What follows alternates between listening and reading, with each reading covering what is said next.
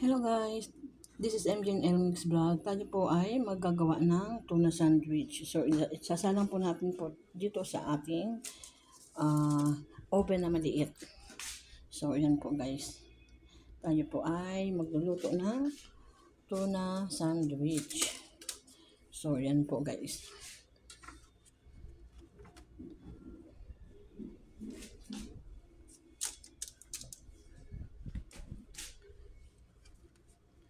At ayan po. So, antayin na lang po natin siyang maluto guys. At takpan po natin siya. Ayan. So,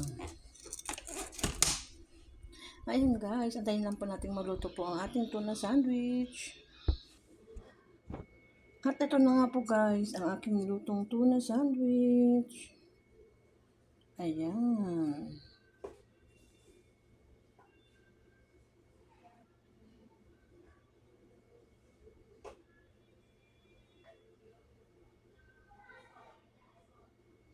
Thank you guys for watching.